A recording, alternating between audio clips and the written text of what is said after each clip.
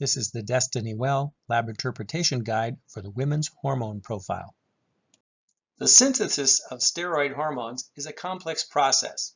They're all very closely interrelated. So I want to show you this complex diagram so you can get some sense of how male hormones like the testosterone and androgens and female hormones like the estrogen hormones are related to the precursor pathways as well as related to the production and the use of cortisol in the body. It all starts with cholesterol. If you don't have enough cholesterol, your cholesterol level gets too low, or you take medicines that drastically lower your cholesterol, then you may actually not have enough precursor to make the steroid hormones you need.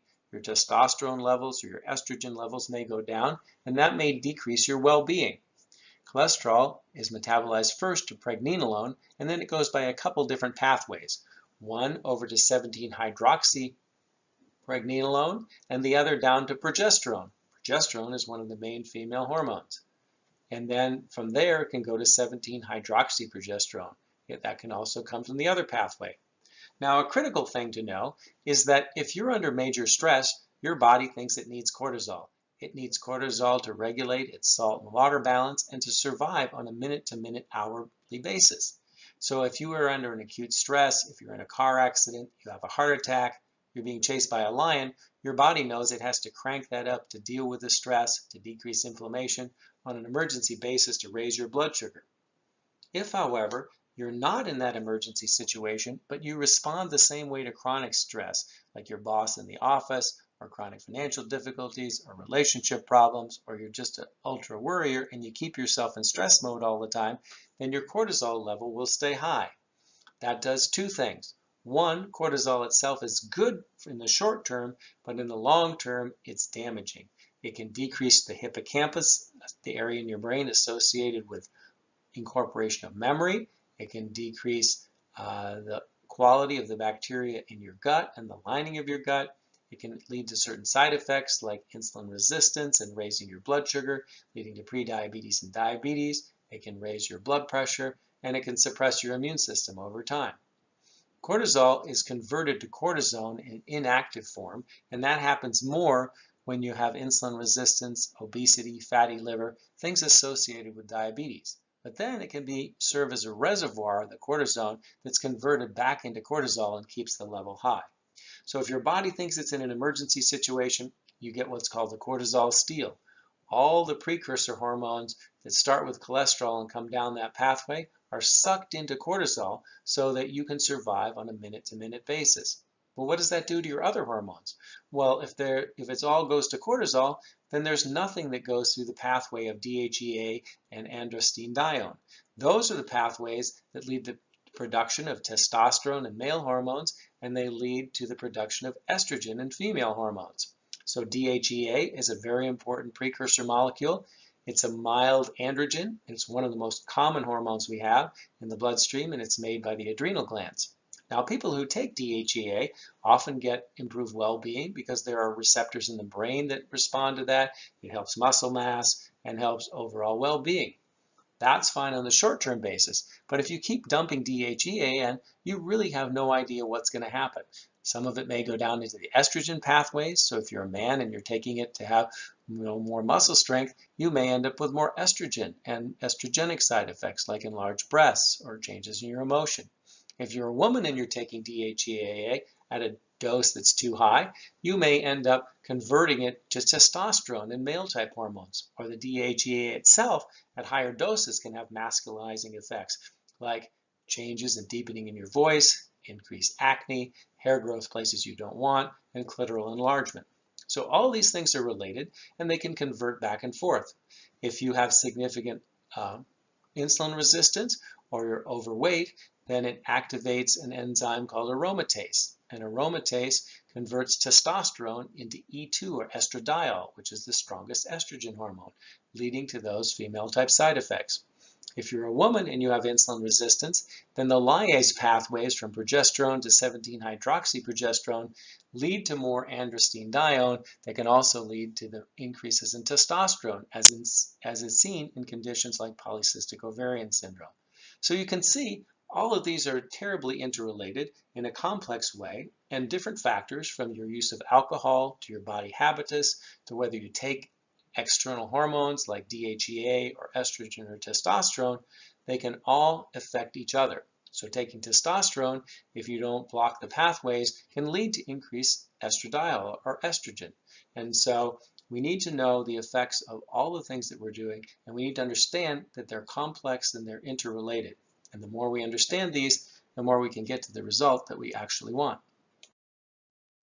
The first part of this pathway we're going to break down is the estrogen hormone part of the pathway. Again, things start with cholesterol, and they end up at three different estrogens: estrone, estradiol, and estriol.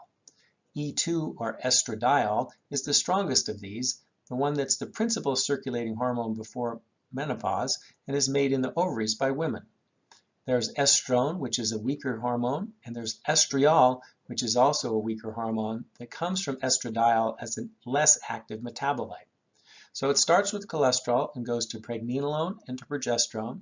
As we said, progesterone is important in both men and women for function of the nervous system. It's helpful for sleep, and it helps with healing of tissues when they're injured. You can go to 17-hydroxypregnenolone or 17-hydroxyprogesterone.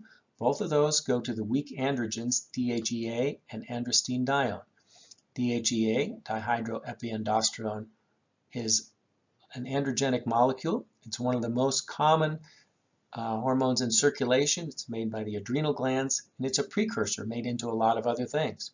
It peaks in around the 20s, and then as you get older, the levels gradually go down. Now, if you just take exogenous or external DHEA, it will improve your sense of well-being. It'll help muscle mass a little bit.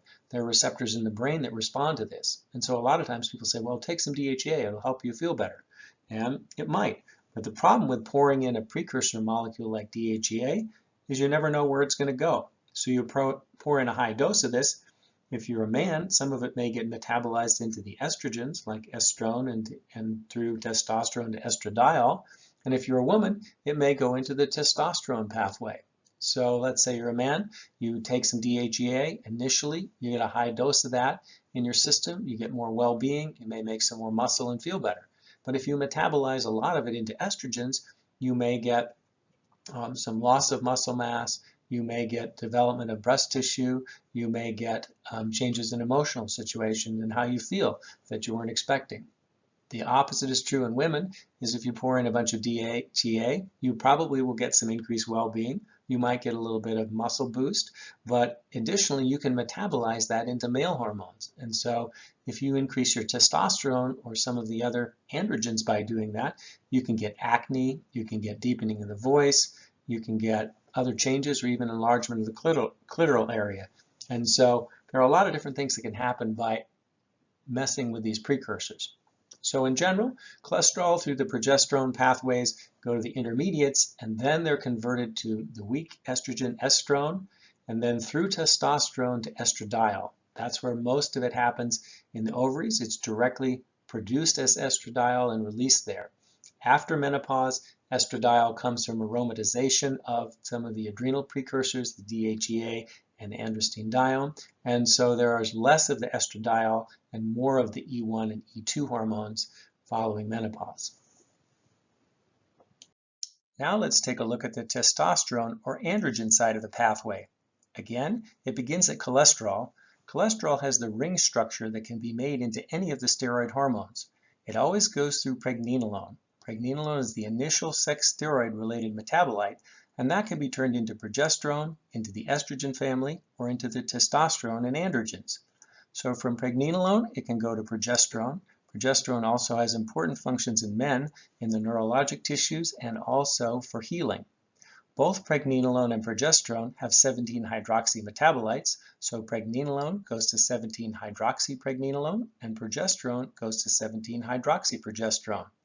Those can be converted respectively into DHEA and into androstenedione. DHEA can go through intermediates into testosterone, and androstenedione can go directly to testosterone. So both of these pathways ultimately lead to testosterone. We've talked about DHEA as well having important roles. Both DHEA and androstenedione have testosterone-like effects, but they're much weaker, although they do circulate in high levels because they're some of the main hormones made by the adrenal gland, especially DHEA. It's a major precursor molecule. When we give DHEA from the outside, we get increased well-being because there are receptors in the brain that it fits into and helps with overall feeling and how you're doing. It also helps with muscle mass. But like we discussed previously, DHEA can go unpredictably into different pathways. It can end up as estrogens in men, and it can end up as testosterone in women. So the main pathway from cholesterol to testosterone is through the progesterone metabolites, through the weak androgens DHEA and androstenedione, to testosterone itself. Cortisol is a key hormone. It's a life and death hormone. When you're stressed, when you're chased by a lion, when things are desperate in your life, then you make more cortisol. You're in a car accident, you have a heart attack, your body needs to mobilize everything for an emergency. That cranks up your cortisol. So cholesterol goes to pregnenolone and progesterone. Both of those lead to intermediate hormones, 17-hydroxypregnenolone and 17-hydroxyprogesterone. From there, they go to deoxycortisol and then to cortisol itself. Every cell in the body needs cortisol. In an emergency, it's great. It raises your blood sugar, it suppresses your immune system so that you use all of your capacity for flight or fight rather than building things. So it breaks down proteins, it breaks down sugar in storage forms, and it mobilizes you for an emergency, which in an emergency is a great thing. But when you don't have an emergency, when you have a situation where your body's interpreting it as an emergency in our modern culture, you don't get along with your boss, your job is stressful, you have financial difficulties, there's relationship issues or stress where you're living, and your body interprets that as an emergency, then you have sustained high levels of cortisol. Those sustained high levels can break down muscle, they can change the lining of the gut and the integrity of the gut membrane so that you have a leaky gut. They change the health and the character of the microbiome.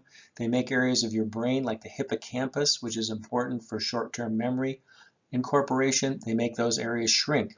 So an emergency on a long-term basis is not a good thing. But when your body perceives it's in trouble, it shunts as much cholesterol and as many precursors as possible into cortisol. Now, cortisol has one other thing that can happen to it. It can get turned into the inactive cortisone form. Cortisone serves as a reservoir, and so people who have insulin resistance, they have VAT or visceral adipose tissue, fat around the middle, people with diabetes, folks like that are more likely to have high levels of cortisone. The cortisone serves as a reservoir, and so when cortisol goes down, it gets converted back from cortisone to keep it high. So people in that situation may have sustained higher levels of cortisol. So that's the pathway from cholesterol to your emergency hormone cortisol, which is important at moderate levels for function on a day-to-day basis and is used as an emergency situation hormone for things that come up. Women's hormones are more complex than men's hormones in two different ways. First, they vary dramatically between premenopause and postmenopause. And second, they vary significantly during different times of the cycle. The chart on the next page will show the intricate dance between the FSH and LH hormones from the pituitary that regulate estrogen and progesterone, as well as ovulation and the status of the uterine lining, all related to the ovulation and the possibility of maintaining a fertilized egg for pregnancy.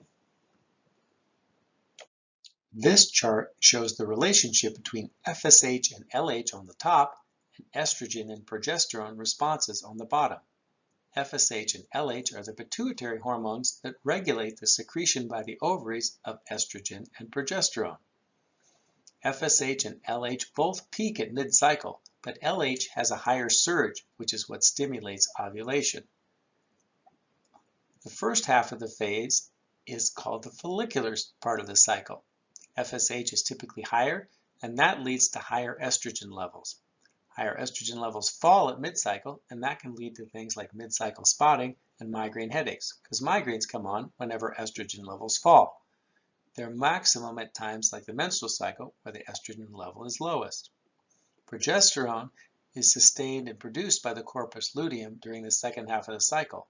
That's called the luteal phase. The second half of the cycle is more variable. Whereas the first half, the follicular cycle, is a pretty standard 14 days, the second half of the cycle can vary from as short as 7 days to as long as 21 or more days. When we think about how lab normals are determined, we have to think about a population of people, like all the folks walking down the street here. A lab normal is often calculated by taking all the values of everyone that comes in and making a statistical analysis to say, well, what's the average, what's 1 or 2 standard deviations above or below that, and anything outside of that is considered abnormal, and everything inside of that is considered normal. But when we think about this population of people, some of them may have bad diseases like advanced cancer. Some of them may have incipient diseases, things like prediabetes and early diabetes that haven't been diagnosed. So if you average all these people together, you get a different kind of normal than what we would call optimal. So at Destiny Well, we like to look at optimal values that are based on what's the best a person could be. What happens when your physiology and your body is functioning well? Those are the targets that we set for optimal, not just averages for normal. At Destiny Well, we define laboratory ranges in a sophisticated way. We use the standard ranges, represented by the blue bar here, from each reference lab that does a particular test to define the lab high and the lab low. If you have thyroid test results that are too low based on the lab's formal norm, then you have a diagnosis of lab low thyroid function or hypothyroidism. Similarly, for glucose, if you have a lab high blood sugar of over 126 on 2 occasions, then you meet the formal diagnosis criteria for diabetes. That's needed to make a medical diagnosis. But at Destiny Well, we think that there can be a lot more nuance. We believe that there's often an optimal range based on what we've found going forward helps people to live the healthiest lives, to be the healthiest, and to avoid disease. We triangulate this with the medical literature, with other people's standards, with our clinical practice experience, and all the different data points we can get, so we can come up with what we believe is optimal for a particular test result. Destiny Well also, in the red bars here, will define a Destiny Well high and a Destiny Well low.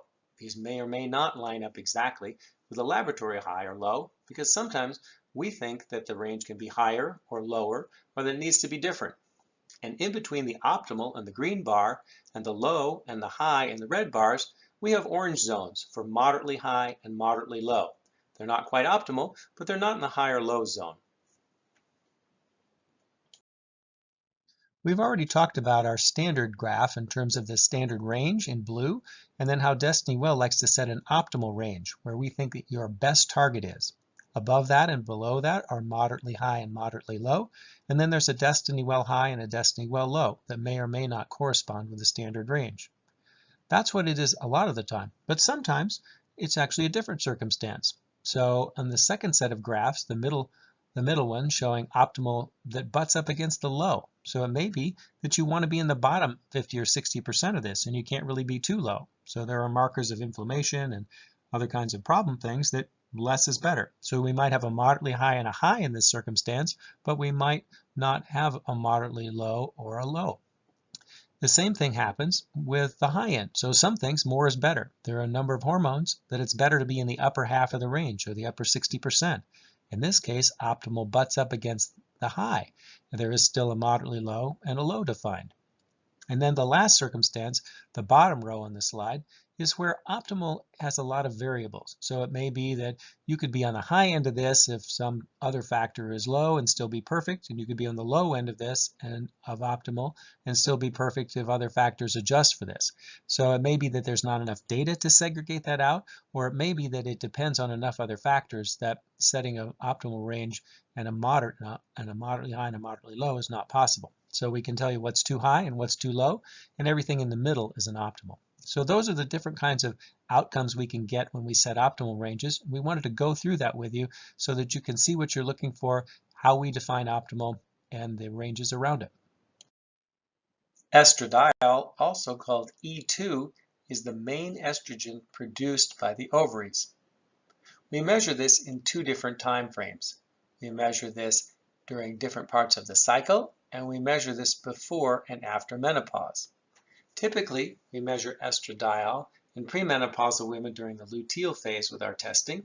During this time, or for postmenopausal women on hormone therapy, The normal laboratory reference range is 43 picograms per milliliter on the low end and 180 picograms per milliliter on the high end.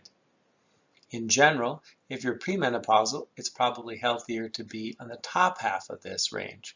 If you're postmenopausal, it's good to be over 50 to improve your bone strength. Estradiol in postmenopausal women tends to be significantly lower, and that's probably why it's associated with more osteoporosis and osteopenia and loss of bone mass, because estrogen is critical in both men and women to maintain bone. The laboratory reference range for estradiol in postmenopausal women is less than 10 picograms on the low end and 49 picograms on the high end. In general, to maintain bone density, the closer to 50 you are, the better. An estradiol level of less than 30 is an indicator, along with an FSH of greater than 30, of a woman being in menopause. A single reading won't do it, however, as there can be quite a bit of fluctuation during the perimenopausal time. But several readings in this range, along with 6 months or more of absence of periods, is consistent with being in menopause. Progesterone is a critical hormone for balancing estrogen. Progesterone is very important as part of the menstrual cycle, and it's also important for maintaining early pregnancy, as well as for neural tissue and for healing of wounds and injuries. There are two general ranges. Progesterone in premenopausal women and postmenopausal women on progesterone therapy are generally in the same zones, and progesterone in postmenopausal women are generally quite a bit lower. So in the first range, a woman in her luteal phase, the second half of the menstrual cycle when she's premenopausal, or women who are taking progesterone therapy, the low end of the range is 3.3 nanograms per milliliter, and the higher end of the range is 22.5 nanograms per milliliter. In general, if you're not on hormone therapy, it would be good premenopausally to be toward the top half of this range. If you are postmenopausal, then you don't necessarily need to be as high on the range, and it depends on your estrogen status. Women who are postmenopausal who do not have hormone therapy in their system generally have much lower levels of progesterone, ranging from 0 nanograms per milliliter up to 0.8, and we've made the cutoff less than 0.1 because a bit of progesterone is always healthy for the nervous system and for healing tissues, up to 0.8. So that's the range for the postmenopausal women not on hormone therapy. Women also have testosterone, but at much lower levels than men. We also measure these premenopausal in the luteal phase or postmenopausal, with a woman taking testosterone therapy would generally be expected to go on the same scale. The low end of the laboratory reference range is 20 nanograms per deciliter, and the high end is 130 nanograms per deciliter. Premenopausal women often have more vigor or muscle mass, less likelihood of having low libido, and overall better health when they have a little bit more testosterone. Unless they have something like polycystic ovarian syndrome or insulin resistance causing them to have higher testosterone, in which case the higher levels are not clearly beneficial. In the menopause, the level of testosterone is difficult to assess. It's possible to measure the number, but exactly what it means is less clear. Postmenopausal testosterone ranges in women range from 10 nanograms per deciliter to 50 nanograms per deciliter. In general, more is better unless someone has insulin resistance. Testosterone helps with strength, with bone density, with libido, with muscle mass. It prevents sarcopenia or loss of muscle, and it also prevents dynopenia or loss of muscle strength. You do need to realize, especially when testosterone is given as therapy in higher doses, that some of it is converted into estrogens and raises the estrogen level. SHBG, or sex hormone binding globulin, is also important in women. It tends to go up with age, but interestingly, it also goes up with estrogen therapy or birth control pills. So higher SHBG means less available free hormone. Estradiol and testosterone in women are both bound to SHBG. So as the levels increase, the amount of those hormones available to the body decreases. The lower laboratory reference range for SHBG is 15 nanomoles per liter, and the upper range is 120 nanomoles per liter.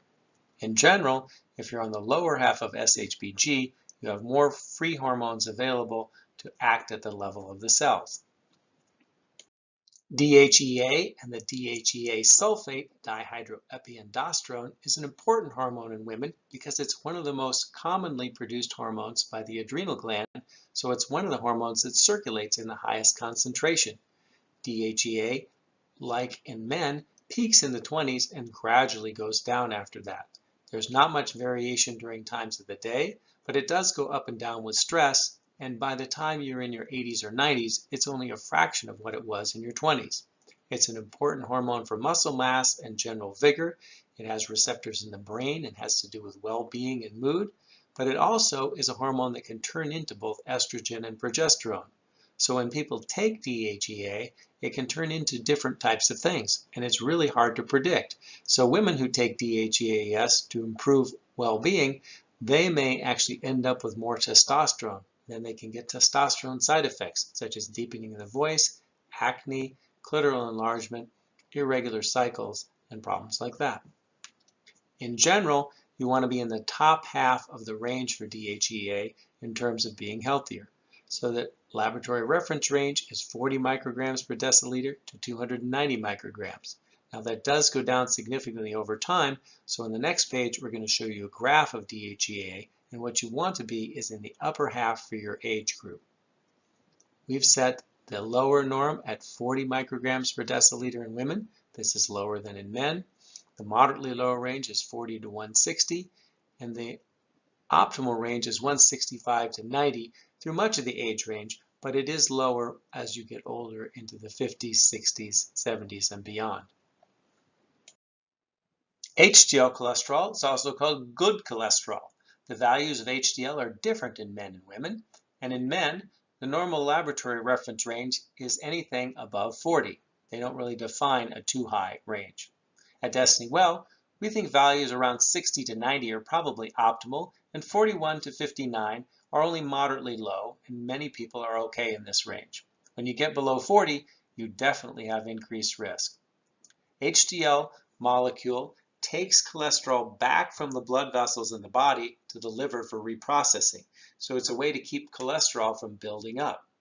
Values over 90 sometimes could potentially be a problem because we're finding out that sometimes people don't clear HDL from their system. So once it's filled up with types of cholesterol that are supposed to go back to the liver and get reprocessed, instead of actually having receptors and going into the liver, it's circulating around and around. So values over 90 look like they may be associated with dysfunctional or not fully functioning HDL in some people. So we think that up to 90 is probably good for most people. Over 90 raises that question about whether the HDL is functioning normally. But values under 40 are definitely a significant problem. DHEA and the sulfate form, DHEAS, that's more readily measured in saliva, are important hormones because it's a precursor hormone and it's one of the most common hormones produced by the adrenal gland. Like in men, DHEA tends to peak in the 20s and then go down significantly with age until it's only a fraction of the previous peak levels. DHEA has a male androgenic type component and helps muscle mass, but it can also be converted into testosterone or into estrogen or other hormones. So it's important be careful with giving DHEA supplements because you don't know exactly what they're going to turn into, and they could elevate levels of testosterone in women and cause things like voice changes, enlargement of the clitoral area, and acne, as well as irregular cycles and other problems. Cortisol is the body's main stress hormone. The reference lab range for cortisol is 8.5 micrograms per deciliter to 19.8 micrograms per deciliter. Cortisol has a strong diurnal pattern. It tends to peak in the morning, and if it doesn't get up to normal morning levels, we worry that you're cortisol deficient, or you could even have a disease like Addison's disease, where your body makes inadequate amounts of cortisol. Destiny Well has set the optimal range at 10 to 15, mildly high at 15 to 19.8, and too high over 19.8, with mildly low at 8.6 to 9.9, and too low at less than 8.5.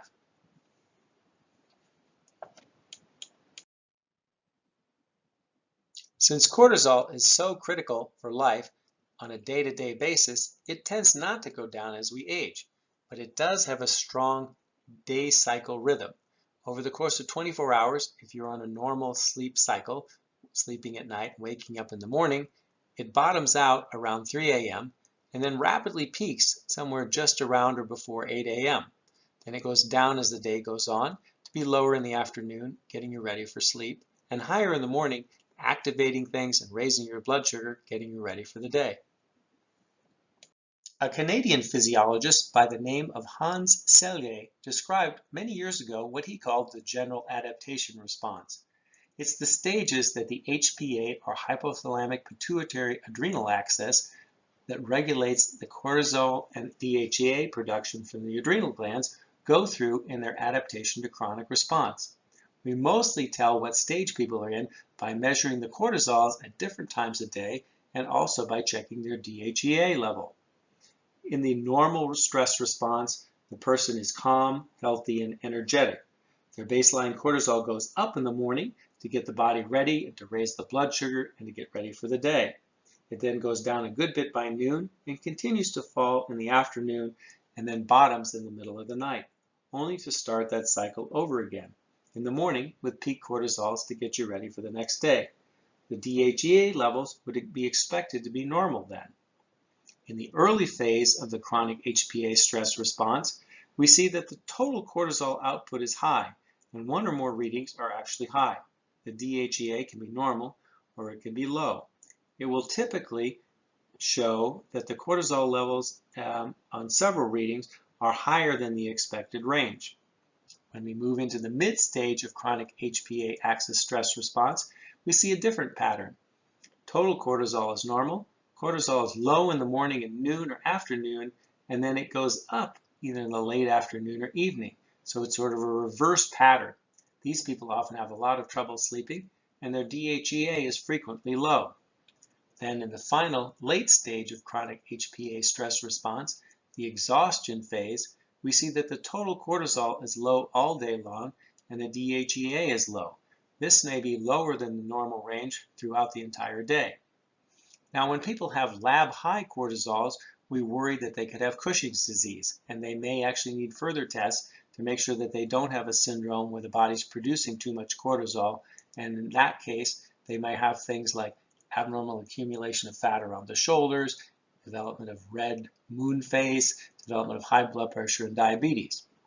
And even more acutely life-threatening is people who have truly low cortisols.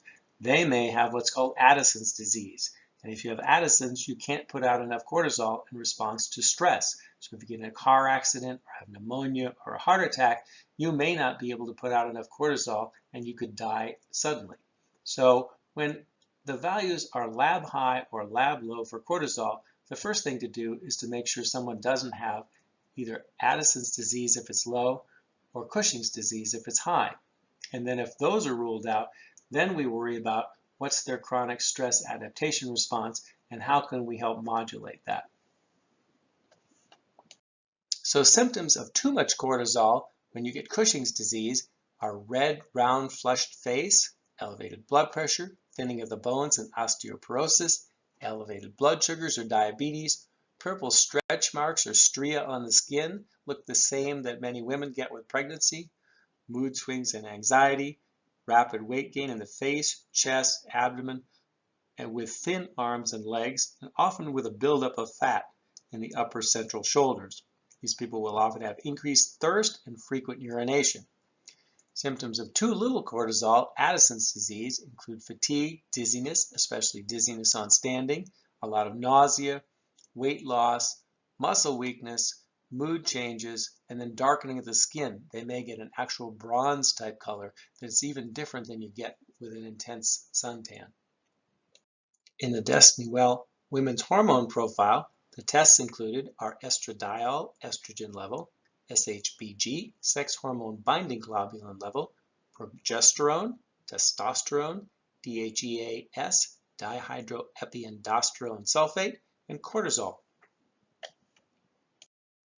The Destiny Well Women's Hormone Profile gives a straightforward look at both key women's hormones, and it also evaluates DHEA and cortisol that relate to stress responses. Stress responses are known to have a high impact on the production of adequate amounts of female hormones, so capturing this as well can help with optimum hormone management.